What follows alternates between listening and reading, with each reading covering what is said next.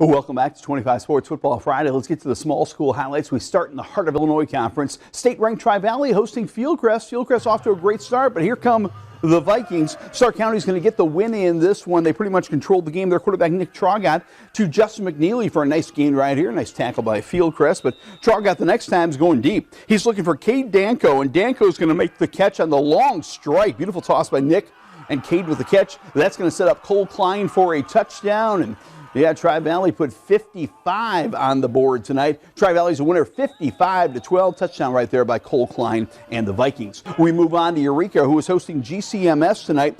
Dawson Dorn right here is going to pitch the ball to Mason Bowles. Both of these guys having big years for the Hornets. A nice run by Bowles. Then it's going to be Dorn up top to Lance Wiegand for a Eureka gain as Dorn doing the run-pass combo right here. But I'll tell you what, GCMS got a big game from Ty Corbett.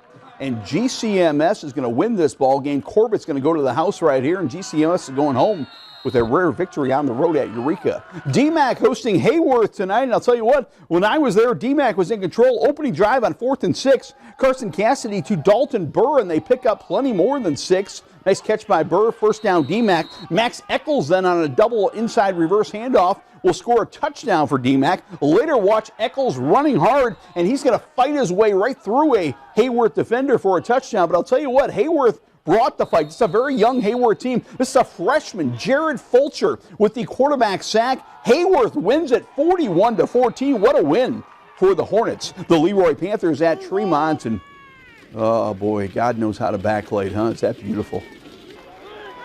Tremont with a nice run right here by Mason Marks sets up a 1st and goal in the second quarter, but it's going to be stuffed by Leroy. They come up with the tackle right here on 4th down. Then their quarterback, Bo Zalesnik, goes. Bo is the coach's kid, and boy, he is dynamic. A terrific run right here on the cutback for about 15 yards. Then he's going to score on the quarterback sneak. Bo knows football. Leroy beat TMAC last week. They beat Tremont tonight. The Route 9 sweep. A fun non-conference game at El Paso Gridley as the Titans tonight run on the field to host Elmwood Brimfield. Skylar Clover right here with a nice run. Looks like he's bunched up, and he breaks a tackle, sheds a tackle, and takes off. Breaks another tackle. A great run right there by Clover. Look at him carry Elmwood Brimfield out of bounds. A great run by Clover. And then it's going to be Cam Schumacher, the quarterback keeper.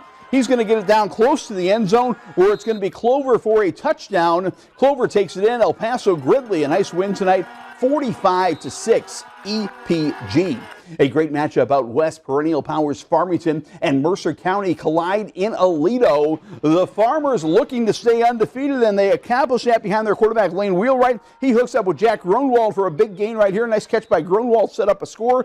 It's going to be Mercer County scoring a touchdown in our next highlight, but Farmington used their ground and pound game to get the win. Farmington wins at Mercer County by a final score of 42-13. Let's head to Princeville, where Princeville took on Rova tonight in a wild high-scoring game. Princeville quarterback Logan Carruthers right here is rolling out, and he's going to roll into the end zone for a touchdown. But I'll tell you what, Rova came to town. Rova Williamsfield scored 55 points of their own. They win a high-scoring shootout, 55-40, the short touchdown run right there by Rova Williamsfield. All right, we head now to Olympia for a playoff rematch and a huge, huge night for Ole. Olympia taking on Williamsville, a team that beat them in the state Elite 8 a year ago. And Olympia right here, I don't have a script here, I'm sorry, but Olympia is going to come up with a great interception right here by the Olympia defense. So the Ole D comes up with an interception right there. Then it's going to be Olympia on offense. They were down 20-12,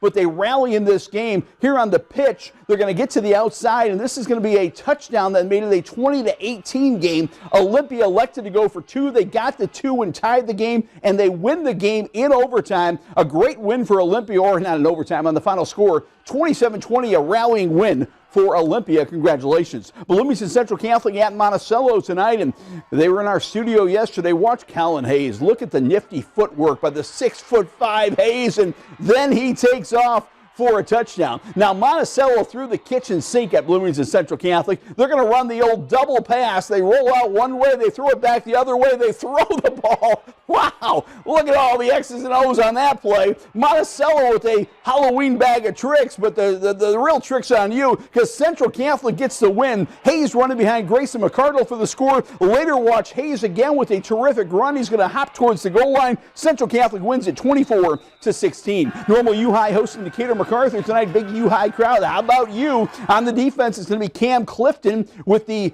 big tackle right here. A whole bunch of Pioneers in on this tackle. We'll give Clifton the tackle. Then quarterback Alex Weiland looking for his favorite target, Mason Hooper Willis. And the Hooper's a footballer. Touchdown U-High. U-High wins it 28-14. Prairie Central a big winner over Rantoul tonight. We're going to hit some